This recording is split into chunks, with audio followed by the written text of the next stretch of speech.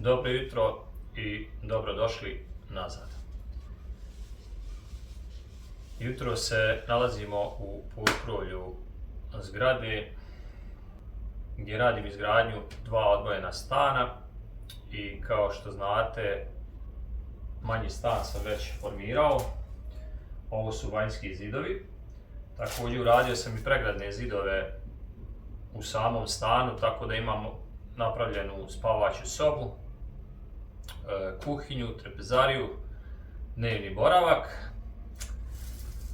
Ovdje sam zatvorio ovo iza mene kupatilo, taj dio nisam snimao tada, ali sam sa unutrašnje strane zatvorio sa zelenim rigips tablama koje su namijenjene za kupatilo, to jest vodootporne.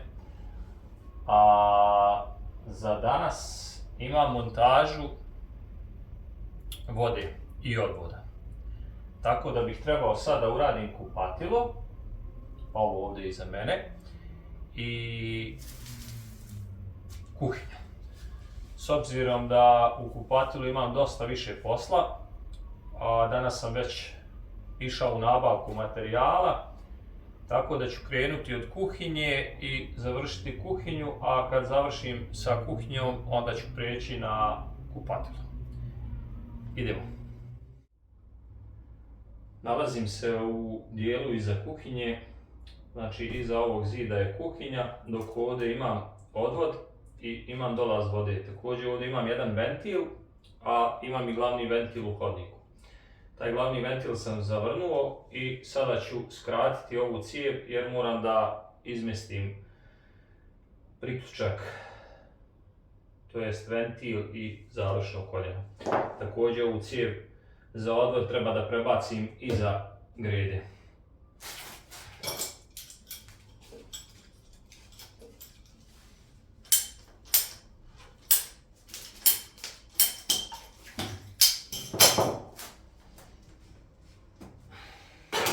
Nakon što sam sa one strane skratio cijev za vodu i rastavio odvod, ovdje sam se već odmjerio otprilike gdje dolazi odvod i prvo ću njega uraditi.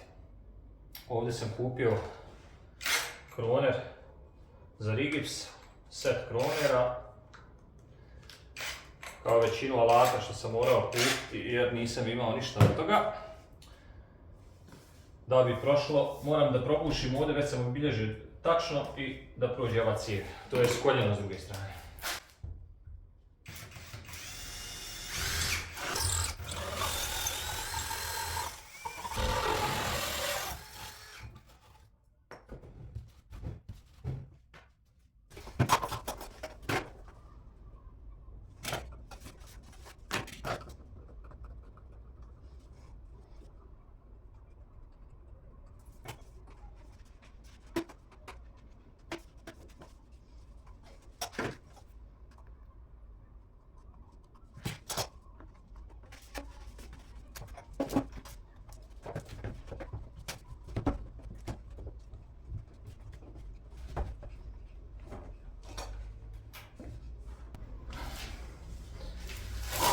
Odvod je spreman.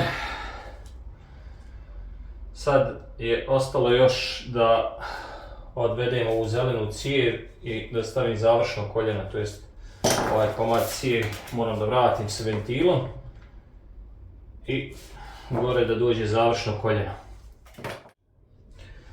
Također za ovaj posao sam morao kupiti peglu, pa ćemo je sada i testirati. Prvo ću spojiti ovaj dio što sam osjekao, gdje imam ventil i završno koljeno.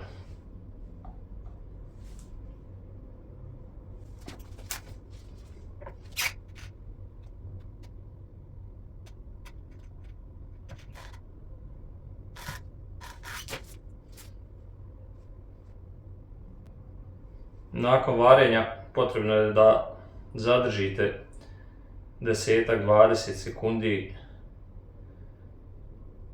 dio koji se vari da bi se ohladio i da bi spoj bio dobar. Iskoristit ću laser da prenesem visinu.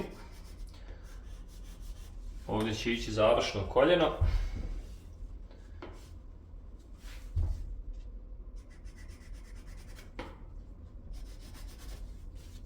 i ovdje ventil. Tako da tu ću sada sa manjim kronerom da izbušim rupu.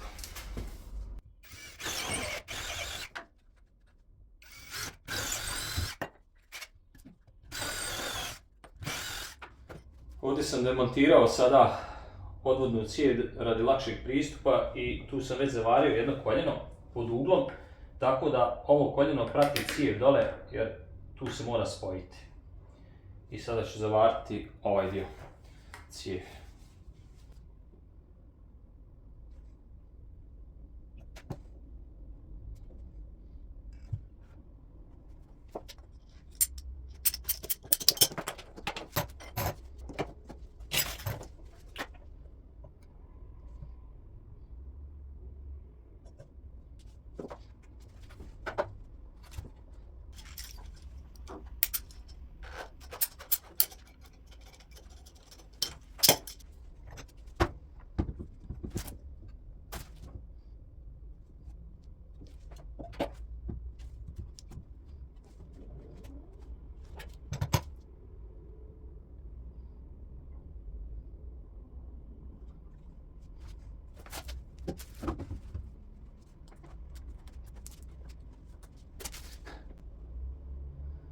Završena je i voda i odvod. Kasnije ću još samo da pričvrstim ovo završno koljeno i ventil, također i ovaj odvod sa perforiranom trakom i naravno put pjene ću da stavim tako da to drži što bolje.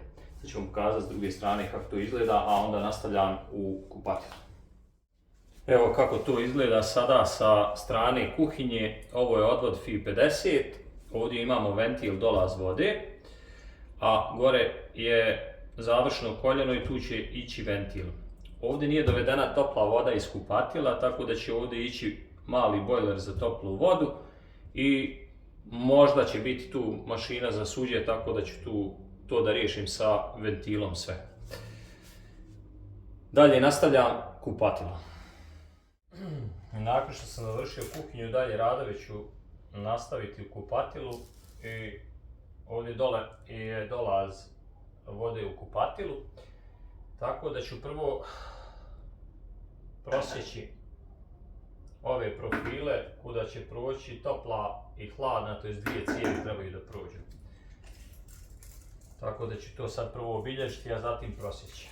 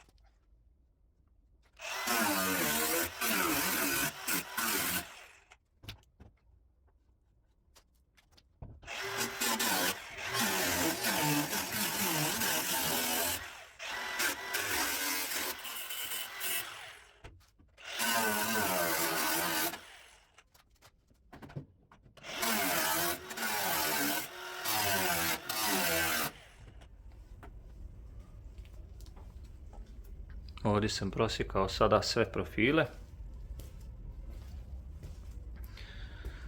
Tako da ću tu sada provlačiti zelene cijevi, topla i hladna, ali prvo ću da spojim odvod za umivaonik u kupatilu.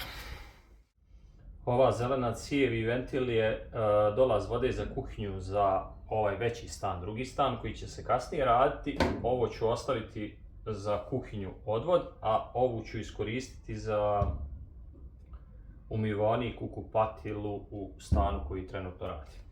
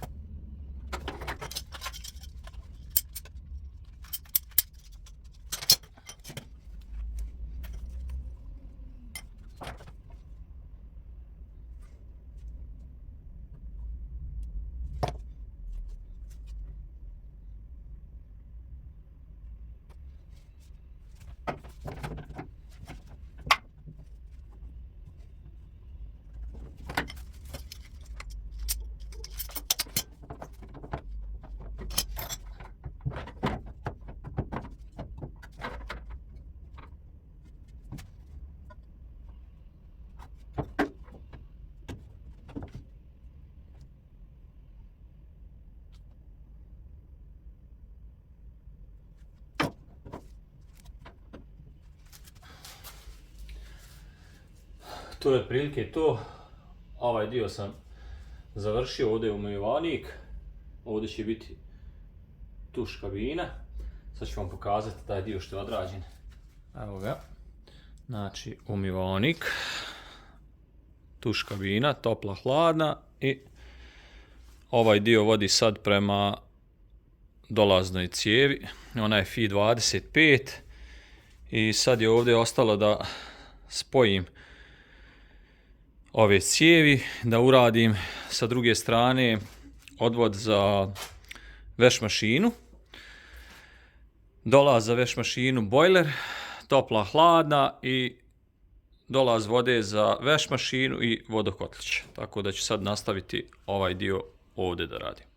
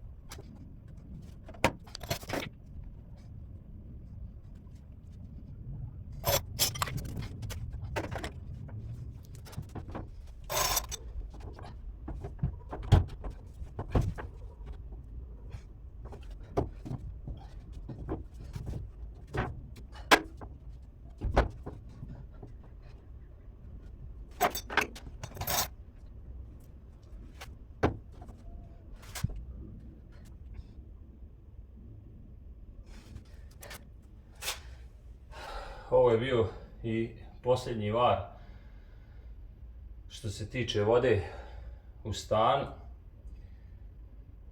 Još ću da postavim ovdje dodatno nosače, da sve ovo zaštitim.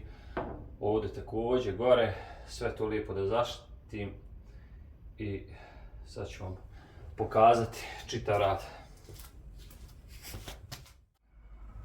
Evo kako to sada izgleda. Znači, ovo su gore priključci za bojler topla i hladna, ventil hladne vode kod bojlera. Ovdje sam ostavio jedan priključak za veš mašinu, jedan za vodokotlić, odvod za veš mašinu, odvod za šolju. Ovdje je dolaz hladne vode, glavni vod koji ide u kupatilo. Ovo sam morao da izvedem ovako, da bi ventil došao tu, nisam ga mogao staviti tu desno. Ovdje sam već postavio par nosača, tako da cijevi ne dodiruju profile. Kasnije ću ovdje još da stavim pur pjenu. Ovo sve ide staklena vuna, tako da ne treba neka dodatna izolacija. Staklena vuna je dovoljna. Sad ovaj dio što sam radio ranije. Ovdje iza je tuš kabina, topla i hladna. Evo vidite kako sam pričvrstio ovdje kada budem kasnije bateriju kopčao da se ne bi polomila koljena i zato sam morao to da uradim. To ću da uradim također tamo desno. Evo i ovdje nosači. Ovdje nisam završio, ovdje sam stavio neki isto mali nosač za ovaj priključak. Sve u svemu, voda je završena. Radio sam 2 dana, jer sam prvi dan nabavljao materijal pa sam se malo zadržao i morao sam ranije da završim. Također došlo još nekih ploča, rigips za drugi stan, tako da jučer nisam nešto puno radio, danas je malo hladnije pa sam sa kapom čitav dan.